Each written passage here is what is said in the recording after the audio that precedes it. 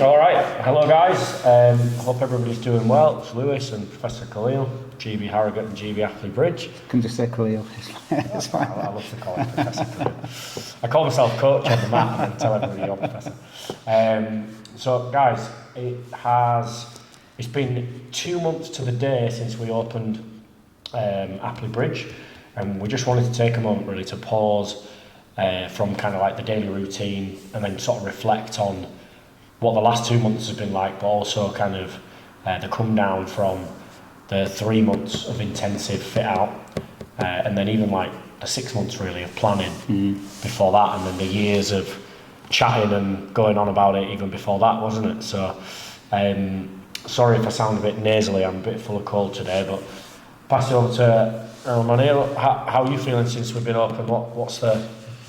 You know, I always said, and I said this to you a lot of times, that once we're open, the delivering of the jiu-jitsu will be the easy bit. And it has kind of like, I now feel so much more in my comfort zone. I was well and truly out of my depth in the build. You know, I'm looking at a screwdriver going, which end is what? But, you know, it was a case of getting it ready, you know, being here, working under your sort of supervision to help get this place right. But now we're open, I'm a lot happier. Yeah. Let me ask you a question then. So how obviously you've got another job. Yeah. So a lot of people would have made a rationale of like, right, I'm going to do more over here, and I'm going to pay to substitute my time there with another body. But do you feel like it was a worthwhile experience for you to be involved in it, even though it was out of your comfort zone? Of course. The reality is you can always subcontract out your time, but actually being involved in that process makes my connection to this place so much more. I mean, yeah, it was, you know, it is ours, but being involved in that build right the way throughout gives you a connection.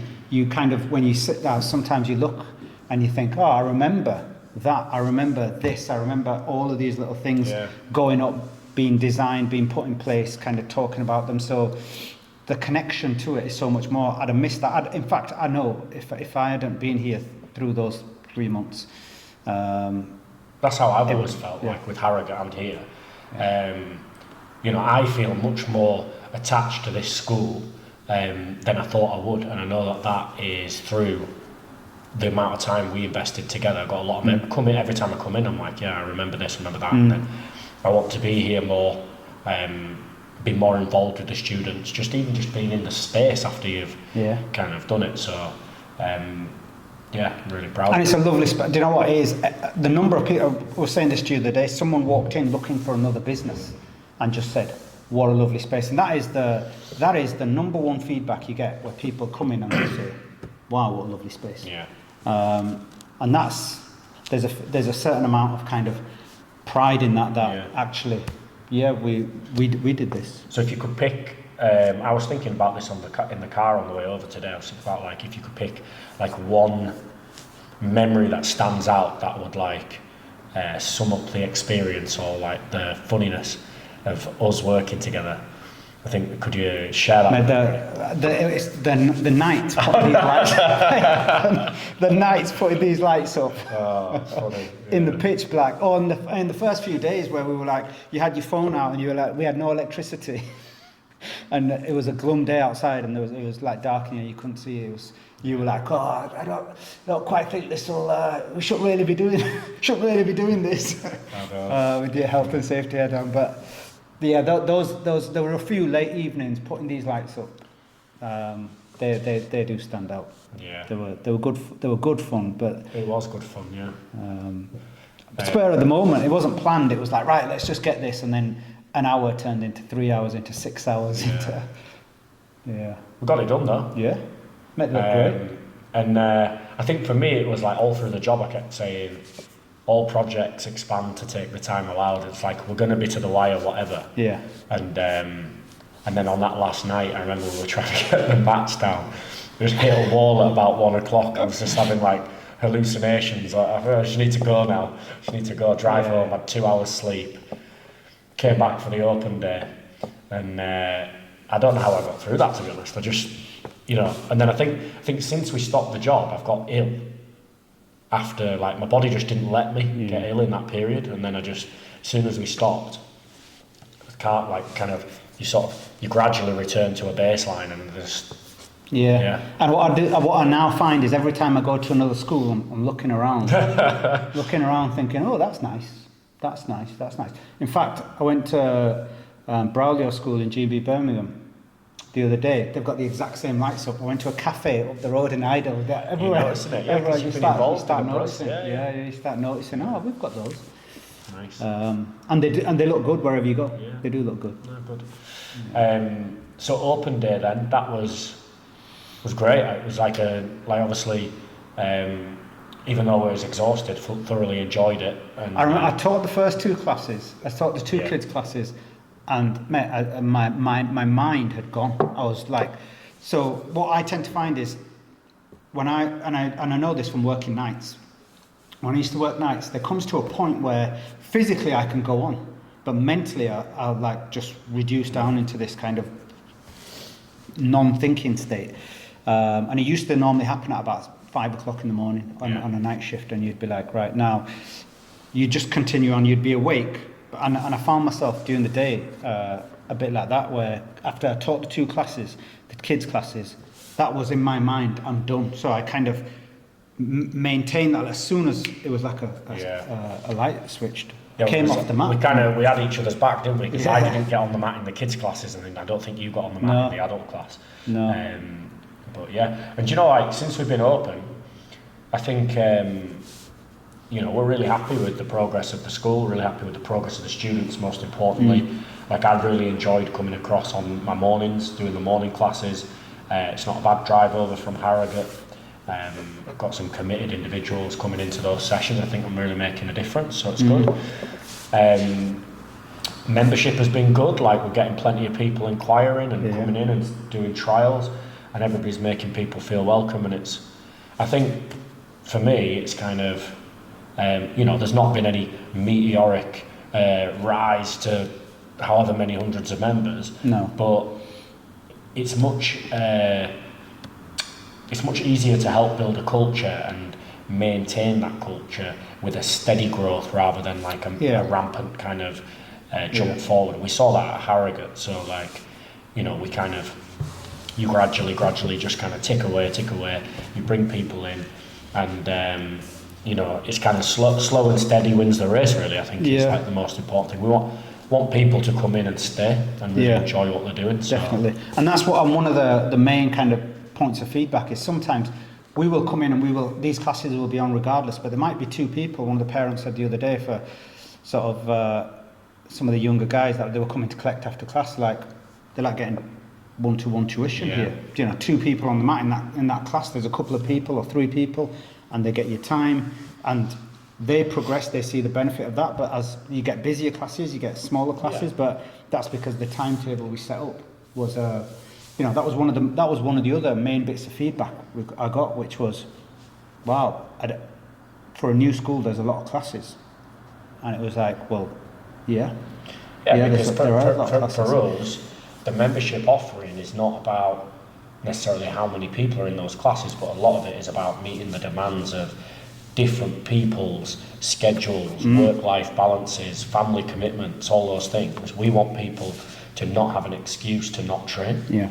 So that requires a lot of kind of time investment from us initially, but I don't see a class with 2-3 people in as being a wasted class. No. Like, actually, you're getting to invest in your first founding members, or the people that are there that hopefully are going to be your senior students one day. So it's actually time well spent. Yeah. And we couldn't have done that without Joseph, just mentioned. Actually, sorry, come on. No, I was just saying, congratulations to Joseph, passed his driving test the other day.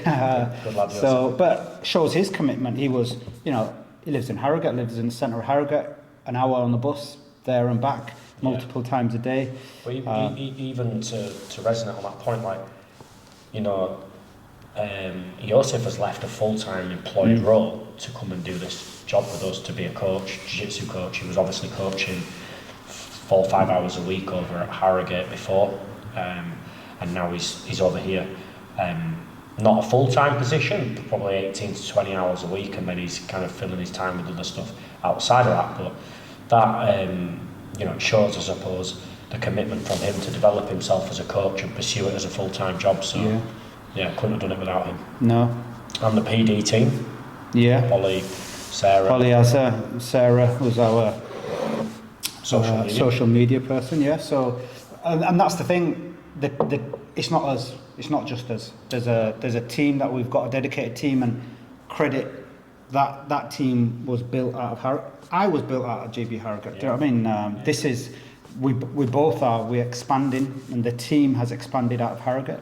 But they do a great job here. Holly comes down, works the desk here as well, and she, she had a lot of that initial contact with many of the founding members, and it's good now they can put a name to the face. And there's one more person to add to that, which will be Haroon when he. My eldest son Haroon finishes his GCSEs in the next few weeks. And then he's going to start earning his keep. Yeah, but to be fair to he's due to have an operation on his leg. But he'll be here. You don't need a leg to sit No, behind exactly. the desk. Well, I'll wheel him in a wheelchair. That's to demonstrate our diversity. Absolutely, yeah. Diversity and inclusion. We've got a wheelchair guy behind the desk. But no, it's really proud of the space. Really proud of the progress of all the guys. I mean, what do you think the next few months sees? So, my view is, ideally, we want to see just a continue. I'm most keen to see the development of the people that have initially come in. You know, those guys getting up into their sort of a few stripes under their belt, getting up to sparring and developing their jiu-jitsu. That's what I'm really keen to see. You know, we've put time in. We've put time and effort, and they've put time and effort, and seeing that development. I suppose that's. Not just in the adults, in the kids as well, because that's where you're, as a coach, as someone who teaches jiu-jitsu, that's where you want to see progress. That's what gives you the satisfaction of being here. Getting up at 5:30 this morning to come and teach that 6:30 class. Yeah. It wants to be that actually there's people there that are receptive to that enjoy the training, watching them develop, and we've got some super committed people. I think for me, what would be really nice over the next few months is to actually plan in our first GBF. Yes. So that'll be our female-only programme, which we're working on putting a date to, hopefully to align with the first week of the next curriculum. But we'll probably need to jumpstart that if that's going to happen. Yeah.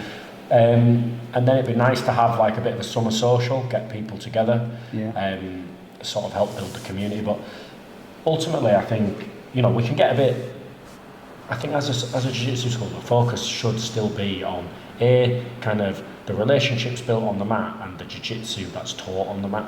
And sometimes it can be a little bit lost. Sometimes, like you're trying to constantly think of new things to invent to look like you're doing something new. But really, what we're just trying to do is give the best jiu-jitsu classes that we can, and help people develop those skills. Absolutely. I think. To say we've got a seminar coming up on the 21st of June over at Harrogate with Sula, so GB competitor and world champion, brown belt world champion. So that's open to anybody. It'd be nice for them to come over. And that's exactly what we plan to do, isn't it? Yeah. The idea is the two schools work together in tandem. Yeah, absolutely. I'm really looking forward. I said from the outset, we wanted that GBF program nice and early, and the way it's just aligned is it's about 6 weeks from now. I think we're in week 10 of the curriculum, so 5 or 6 weeks. So if we hopefully that'll be something that we can push out and get started, and make that offering here just like we've done at Harrogate. Yeah, it'd be great. I think as well, like in terms of the space, it's not 100% finished yet. Khalil keeps reminding me of that on a weekly basis.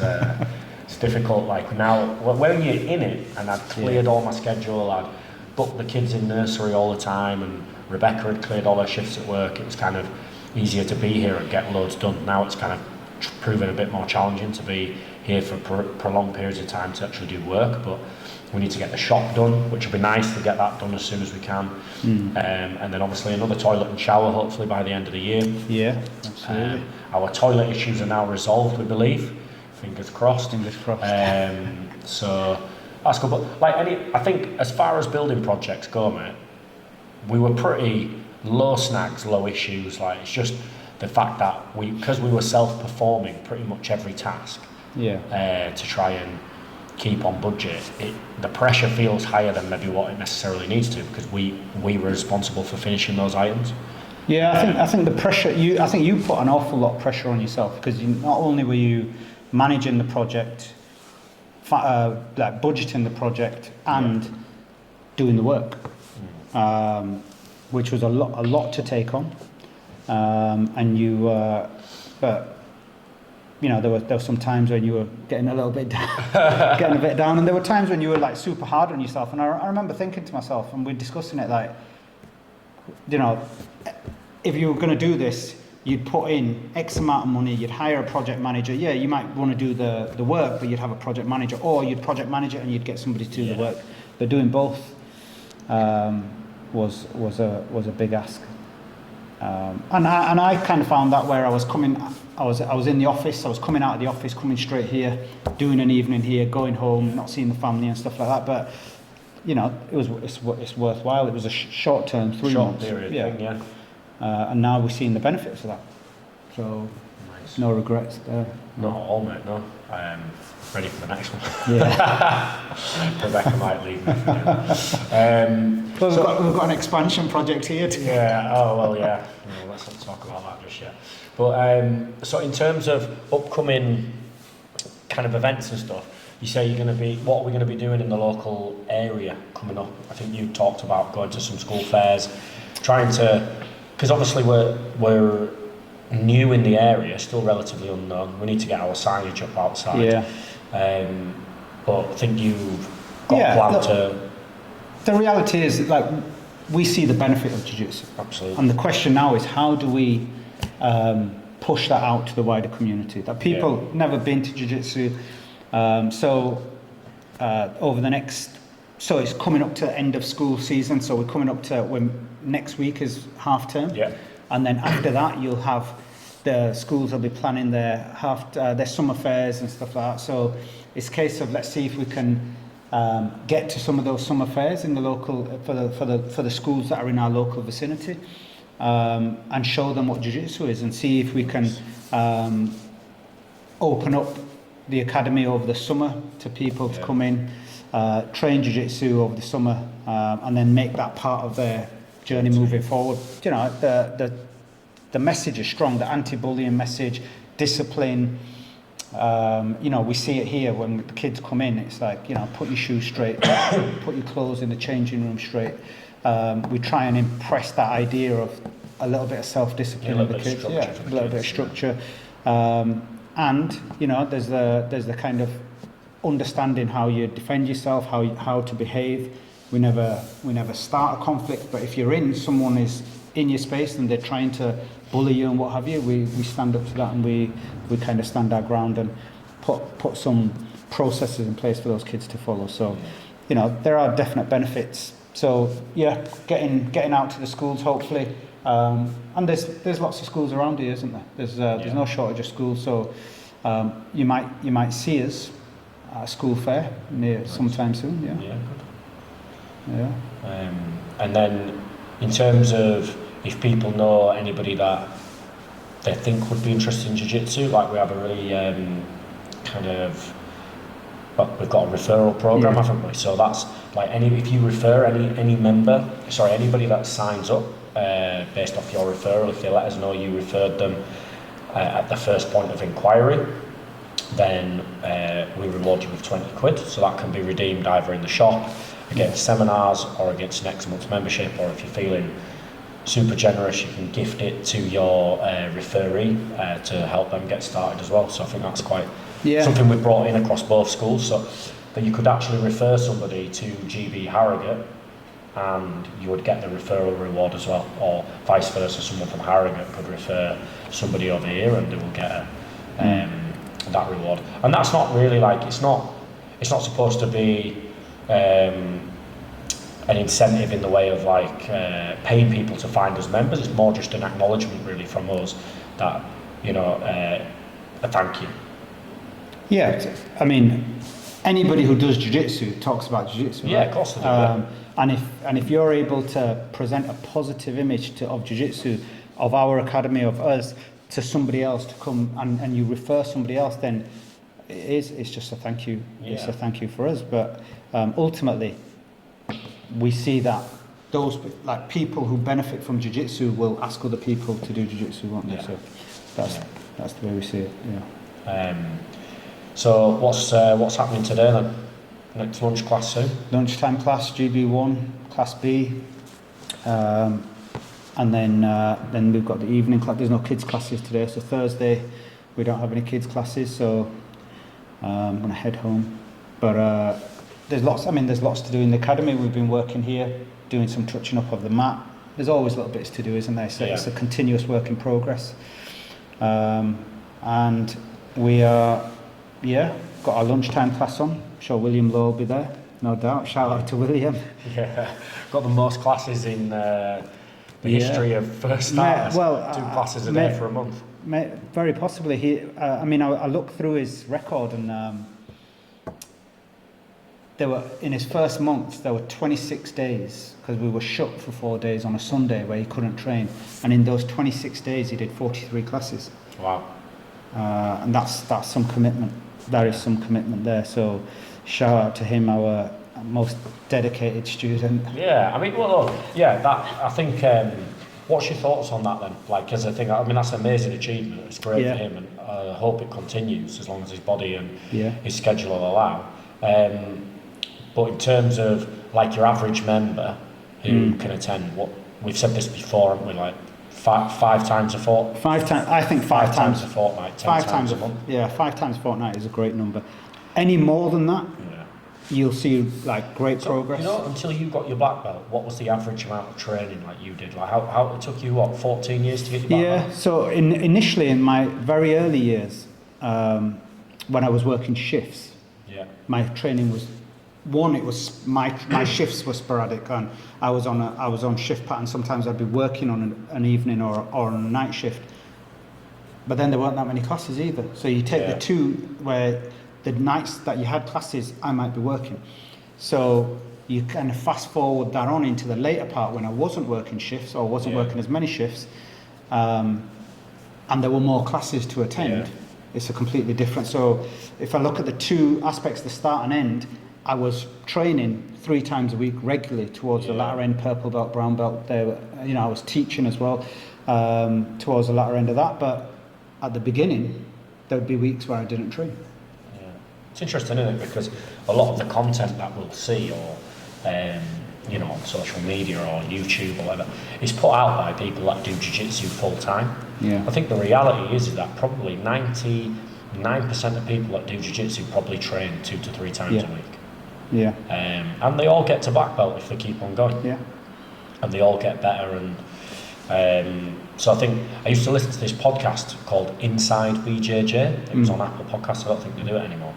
But there was like 2 black belts and a brown belt who used to do it from America. And they always used to say, like, you want to be the guy that trains 3 times a week for the rest of his life, not 10 times a week for a year and burns out. I've had these conversations with people already here about what is when people come in and say, I said, what is the consistent level that you can achieve? Yeah. What is your consistent level? I said, there's people that can consistently achieve 5, 6, 7 classes a week. Consistently. Nice. That's great for them. But for most people, the consistency consists of 2 to 3 times a week. Yeah. And if that's your consistent pattern where you can build that into your lifestyle, and your lifestyle now is, I'm going to attend, and it might be that just last night we were having a discussion. On a Monday, I come GB1, GB2 live training. Wednesday, GB1, GB2 live training. Saturday, all levels class in the morning. They're my 3 fixed classes a week. Yeah, that's still 6 hours of jiu-jitsu a week. So you're training 3 times, but you're doing double classes twice a week, and then you come in on a Saturday morning. So, but can your body take any more of that? Yeah. And can you take any more than that? I remember I used to find that if I trained jiu-jitsu more than 3 times a week, my body started to break down. So for me, that was the sweet spot. Get into because every time I'd want to come, I'd want to train and spar. Maybe that wasn't the smartest thing. Maybe I could have trained, and when I look back, I could have trained a little bit smarter. Yeah. Definitely could have trained smarter. I watched a video the other day actually. It was Gordon Ryan was talking on the podcast, and he was saying about he trains twice a day. I mean, obviously he's got a little bit of help and stuff, and he's a full-time athlete. But he was saying like you have to pace yourself in your week, and everybody's pace is different, isn't it? So we know what. As a professional athlete, what his body can take, what his pace will still be above a lot of what most people is. But nevertheless, the idea is still the same. Yeah. He would say that there'll be days where he barely breaks a sweat in training, but he's there and he's maybe working with somebody less skilled than him, or he's that's difficult, I suppose, if you are new to the sport because you're all of a similar level. But as you get better and as you progress, then you can pick partners that aren't quite as skilled as you, and then you can work your weaknesses, or you can just learn to survive, or you can so that it's not as taxing on the body, particularly the older you get. So we're just saying there, and it's the age-old thing, isn't it? Never compare yourself to the person next to you. You are on your journey. Say it all the time on the mat. Do not compare yourself to the person to the left of you or to the right of you. You don't know what their circumstances are, age, physical ability, how much sleep that person gets, how well they eat, how well they kind of recover, their family life, children, work, all of these things. When you take into account the totality of your lifestyle, every single person is different. Never compare yourself to the other person because you don't really know what their lifestyle is. They might be able to train twice as much as you. Well, it's control the controllables, right? It's I can't control how you live your life. You can't control how I live mine. So why would what I do impact your journey, or why should it impress upon you? Like, I suppose you can look at someone else for inspiration. And what they're doing, what are they doing that I'm not right? Can I control that and do something similar? But if you're genuinely doing what you can, then. But do you not find that is the number one issue? Well, yeah, it's people not willing to accept. Yeah. So, it's the hard truth of jiu-jitsu is that there's no lying on the mat. You can't lie. You can't hide, or you can, but it's very easy to spot someone who's trying to avoid, what's the word, like kind of the tough rounds, or avoid the kind of the confrontation of what jiu-jitsu is. Does that make sense? Yeah, like and the reality is the that exposure. That's the word. It's like they're trying to avoid being maybe exposed, but in reality, what is exposed being? It's not. It's if you tap in training or you get beat in training, nobody's judging anybody for that. That's why we're here. We're here to get better. You see it a lot in people that eventually reach the rank of black belt, or as they climb through the ranks of training, it can become almost like the responsibility of a belt, this kind of like made up responsibility of the belt, can weigh that much on a person that they shrink back from that love of jiu-jitsu, or that kind of want to improve. And really the only way that you improve, true improvement, it comes from experience and failing and going again. Whereas I think there's two aspects of that. So when you're newer on the mat, when you're at the lower belts, if you're avoiding the tough rolls at that point, I genuinely see that there's writing on the wall there. Because when you say tough though, what do you mean? Because I just want to clarify, it's not like going with someone who beats you up. No. But going with someone that challenges you, better than you, or someone that you were ahead of, and that now is at your level. So it might have been a year ago that person started, you started 2 years ago, they started a year ago, and when you started training, you basically did what you want, you could tap them at will, and then that person has consistently trained, maybe your training has been, maybe they've just managed more mat time. Yeah. And now, can you go against that person who is going to give you a tough, who's going to challenge you, and he's going to take away that sense of superiority or whatever that you had over them. Yeah. That's a tough place, mate. I remember you coming. I remember you as a white belt, me as a blue belt, back in the ground floor at Gracie Barra Leeds, back before they went upstairs. I remember you. Like, my game was passing guard, still is kind of, but passing guard, getting to that top, holding that position, mate, pass your guard, and then it was just relentless coming back. You couldn't stay in that side control position. And I remember consciously, thinking, man, like, that is there where you pass someone's guard, you get put back in guard. You pass someone's guard, you get put back in guard. Is demoralising. I remember after the round thinking, did you pass that many times? Mate, I passed enough times to come out at the end of it thinking, that's a lot harder than I remember it was. Yeah. That is a lot harder. But you had only just come and started training there at that point. Yeah. And it was I was a more established person in that gym, and I suppose you have an expectation on yourself. Yeah. Like, I should be able to deal with this person or do that. But in reality, like I say, a tough role shouldn't be a role where you come out feeling like you've been in a scrap. There is going to be that. Certain people are drawn to that. I love getting in and having a gritty round. I don't mind that. Let's not forget why we're here. We're trying to develop our confidence in physical situations, but without the risk of injury. And that's the thing, isn't it? And that's why we don't really have too much sparring in the GB1, because we want people to have knowledge and techniques to apply rather than just, like two bulls going at each other. So the other thing I was going to say on that was the person who gets more advanced, like, I try and make a habit of wherever I go and train jiu-jitsu somewhere. Yeah. Doesn't matter. I'm going to go there, and what am I going to do? There's a black belt walking through the door, and you might get your ass kicked. Yeah. But so what? Yeah. So what? Get your ass kicked. And the reality is, shows the kind of weaknesses in your game, maybe shows where you need to work on. Coming back here, sitting in the comfort zone of here, knowing that actually I sit at the top of the tree, more than happy to kind of have comfortable rounds here. But actually, if I go, someone's going to give me a tough time, and they're going to. But that's what you want. Yeah. Training with you, coming up to Harrogate, training with the guys there. There is that.